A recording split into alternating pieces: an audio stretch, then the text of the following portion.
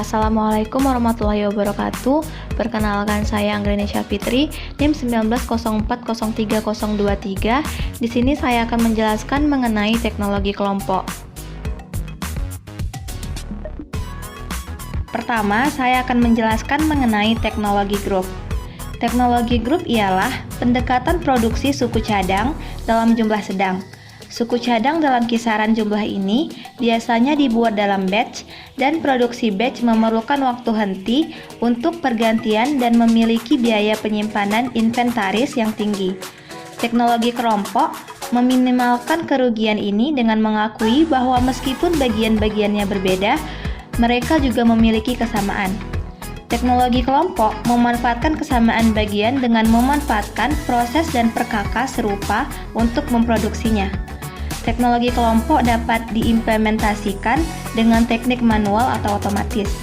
Ketika otomatisasi digunakan, istilah sistem manufaktur fleksibel sering digunakan. Lalu ada teknologi kelompok. Teknologi kelompok ialah pendekatan manufaktur di mana bagian-bagian yang serupa diidentifikasi dan dikelompokkan bersama untuk memanfaatkan kemiripannya dalam desain dan produksi. Dapat dilihat pada gambar 40.1 di mana terdapat dua bagian yang bentuk dan ukurannya identik tetapi sangat berbeda dalam pembuatannya. Pada gambar A terdapat 1 juta unit per tahun, toleransinya lebih kurang 0,010 inci, memiliki baja 1015 cr, dan memiliki plat nikel.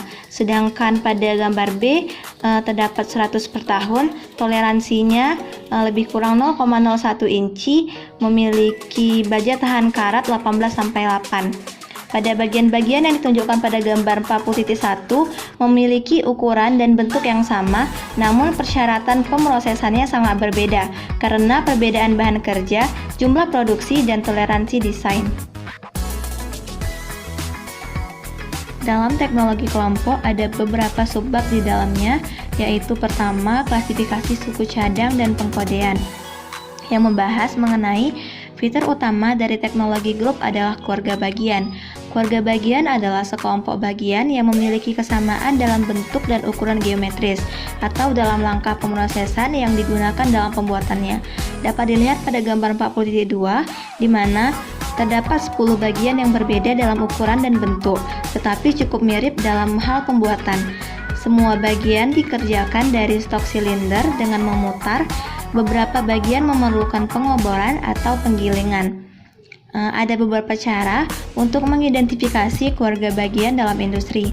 Salah satu metode melibatkan inspeksi visual dari semua bagian yang dibuat di pabrik dan menggunakan penilaian terbaik untuk mengelompokkan ke dalam kelompok yang sesuai.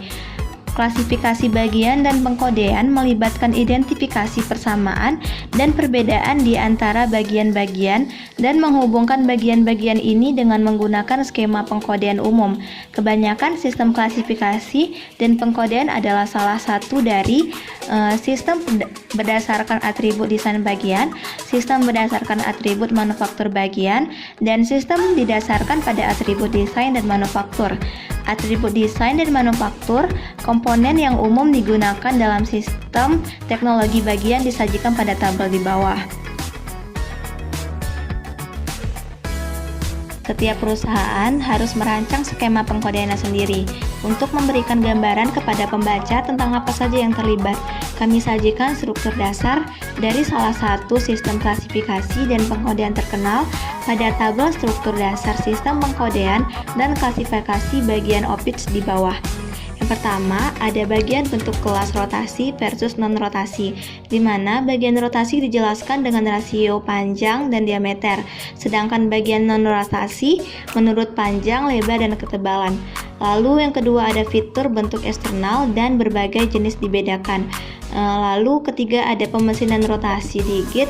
Ini berlaku untuk fitur bentuk internal misalnya lubang dan ulir pada bagian rotasi, dan fitur bentuk rotasi umum untuk komponen non-rotasi. Keempat ada permukaan mesin pesawat misalnya lat dan slot. Lalu kelima ada lubang bantu gigi roda gigi dan fitur lainnya. Keenam ada dimensi ukuran keseluruhan. Yang ketujuh ada bahan kerja misalnya baja, besi, cor, dan aluminium.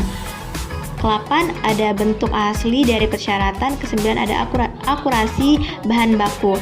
Sistem ini dikembangkan untuk suku cadang mesin oleh H. Opitz dari Jerman.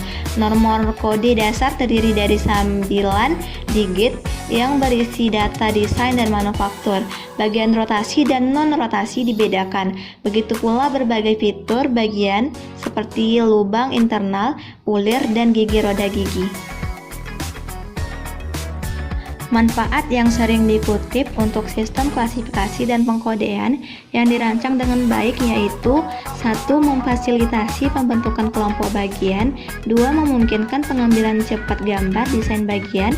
3. Mengurangi duplikasi desain karena desain bagian yang serupa atau identik dapat diambil dan digunakan kembali daripada dirancang dari awal.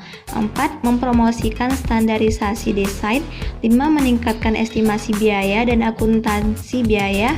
6. Memfasilitasi pemrograman bagian NC dan dengan mengizinkan suku cadang baru menggunakan program bagian yang sama dengan bagian yang ada dalam keluarga yang sama. 7. Memungkinkan rasionalisasi dan peningkatan dalam desain alat dan perlengkapan. Dan 8. Ada membuat perencanaan proses pembantuan komputer layak. Rencana proses standar dapat dikolerasikan dengan nomor kode keluarga bagian, sehingga rencana proses untuk bagian baru dari keluarga yang sama dapat digunakan kembali atau diedit. Subbab kedua ada manufaktur seluler. Untuk sepenuhnya mengeksploitasi kesamaan di antara bagian-bagian dalam suatu kelompok, produksi harus diatur menggunakan sel mesin yang dirancang untuk mengkhususkan diri dalam pembuatan bagian-bagian tertentu tersebut. Salah satu prinsip dalam merancang sel mesin teknologi grup adalah konsep bagian komposit. Anggota kelompok suku cadang memiliki desain atau fitur pabrikan yang serupa. Biasanya ada korelasi antara fitur desain suku cadang dan operasi pabrikan yang menghasilkan fitur tersebut. Lubang bundar biasanya dibuat pengeboran, bentuk silinder dibuat dengan memutar, dan seterusnya. Bagian komposit untuk suatu kelompok tertentu adalah bagian hipotesis yang mencakup semua atribut desain dan manufaktur kelompok tersebut. Secara umum, bagian individu dalam kelompok akan memiliki beberapa ciri yang menjadi ciri kelompok, tetapi tidak semuanya. Sebuah sel produksi yang dirancang untuk kelompok bagian akan mencakup mesin-mesin yang diperlukan untuk membuat bagian komposit.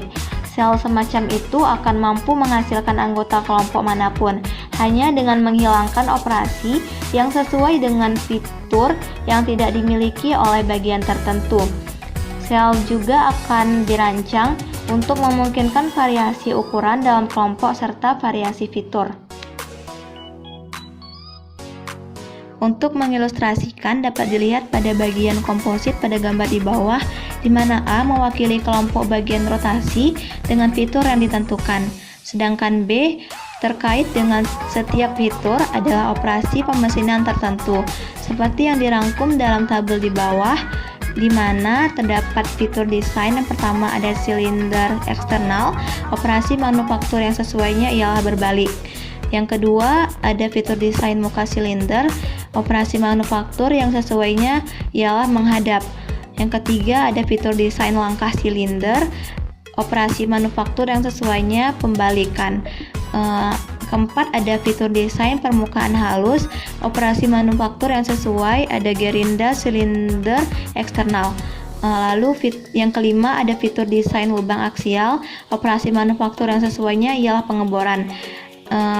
Yang keenam ada fitur desain counterbore, operasi manufaktur yang sesuainya ialah bore counterbore.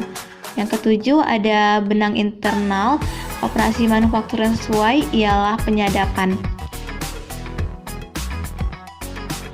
Desain sel mesin dapat diklasifikasikan menurut jumlah mesin dan tingkat otomasi.